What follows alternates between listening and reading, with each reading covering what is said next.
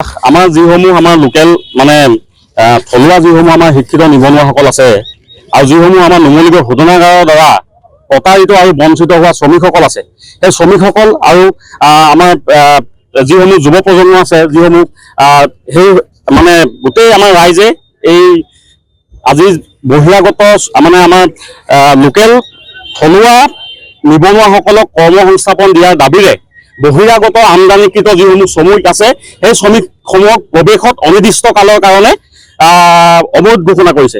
আৰু আমি এই তেখেতসকলৰ এই আমি কাৰ্যসূচীটোত আমি ছাত্ৰ সন্থাই আমি সম্পূৰ্ণ সহযোগিতা কৰিছোঁ, কিয়নো আমি দেখিবলৈ পাইছোঁ এই নুমলীগড় তেল শোধনাগাৰ 855 জন শ্বহীদৰ কেঁচা তেজৰ বিনিময়ত হোৱা অসম আন্দোলনৰ ফচল নুমলীগড় তেল শোধনাগাৰ। কিন্তু আজিৰ ডেটত যদি আমি নুমলীগড় তেল শোধনাগাৰত সোমাওঁ, আমাৰ নিজকে প্ৰশ্ন হয় যে আমি বিহাৰলৈ আহিছোঁ নে ৱেষ্ট বেংগললৈ আহিছোঁ। ইমান হাজাৰ হাজাৰ আচলতে আমাৰ ইয়াত নিবনুৱা আছে, শিক্ষিত নিবনুৱা আছে।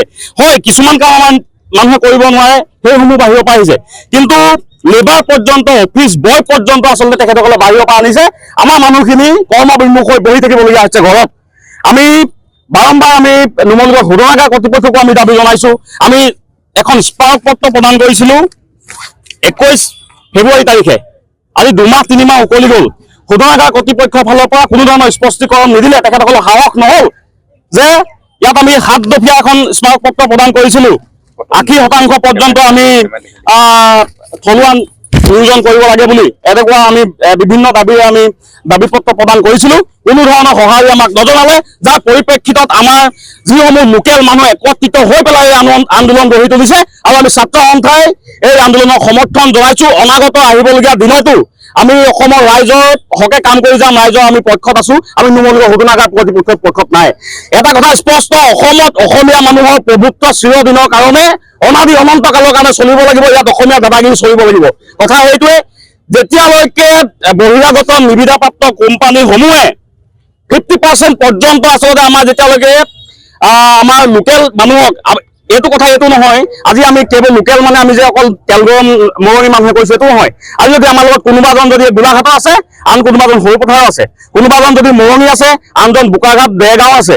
গতিকে আমাৰ দাবী হ'ল যে অসমীয়া মানুহখিনিয়ে, অসমত এটা ইমান ডাঙৰ ইণ্ডাষ্ট্ৰী আছে, কাম চলি আছে, তাত যদি আমাৰ অসমীয়া মানুহখিনিয়ে কাম কৰিবলৈ নাপায় তেন্তে কোনে কাম কৰিব ইয়াত? আমি নুমলীগড় শোধনাগাৰ কৰ্তৃপক্ষকো আমি দাবী জনাইছোঁ আৰু যিসমূহ নিবিদাপ্ৰাপ্ত কোম্পানী আছে তেখেতসকলকো আমি তীব্ৰ সকিয়নি দিছোঁ।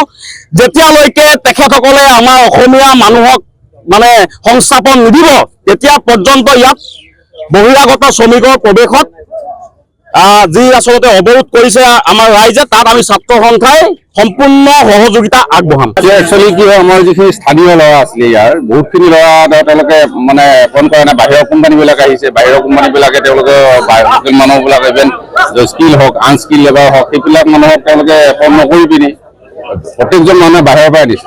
তেওঁলোকে আমাক এই গোটেইখিনি স্থানীয় ল'ৰাখিনি বহুতখিনি অলপ অফেণ্ডেড হৈছে। তেখেতে আমাৰ এইখিনি কথাত হেল্প কৰিবলৈ তেওঁলোকে আঁচোৰ আগবাঢ়িছে। এইখিনি ক্ষেত্ৰত যে স্থানীয় ল'ৰাবিলাকে সুবিধাটো পাব লাগে।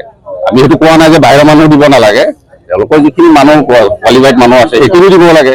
বা যিখিনি আনস্কিল লেবাৰ আছে সেইখিনি লেবাৰো তেওঁলোকে ধৰক আমাৰ বাহিৰৰ পৰা নানি পিনি ইয়াতো তেনেকুৱা ল'ৰা আছিলে ধৰক মানুহ আছে, এইবিলাক এপইণ্ট কৰিব লাগে না। সেইখিনি কথা লৈ পিনি আমাক গোটেইখিনি স্থানীয় ল'ৰাৰ লগত ধৰক আঁচুৰিখিনি আমাক ছাপোৰ্ট কৰিছে। অকল আঁচুৰি যে আমাৰ সেইখিনি নহয়, আমি অকল আঁচুৰি প্ৰটেষ্ট কৰা নহয়, আমি গোটেই লোকেল ইয়াৰ পৰা যিখিনি স্থানীয় ল'ৰা আছে, যিখিনি ধৰক কোম্পানী কিছুমান কাম এদায় হৈ গৈছে, তেওঁলোকৰ যিখিনি কাম এদায় অকণমান চাই দেউতা এৰি দিছে ধৰক। কিন্তু বেলেগ কোম্পানীবিলাকে বাহিৰৰ মানুহ দিছে, তাত সেই স্থানীয় ল'ৰাখিনি সোমাবলৈ দিয়া নাই। বা তেওঁ কৈছে ভেকেঞ্চি নাই, আমাৰ কিবা কিবি ইছ্যু কৰি তেওঁলোকে কেঞ্চেল কৰিছে, কিন্তু তাৰ ঠাইত বাহিৰৰ পৰা মানুহবিলাক আনি আছে। সেইটো লৈ পিনি তেওঁলোকে স্থানীয় ল'ৰাখিনিৰ লগত ছাপোৰ্টত ধৰক আমাৰ আঁচুৰি আহিছে, আঁচুৰি সেইখিনি মানে হেৰি কৰিছে।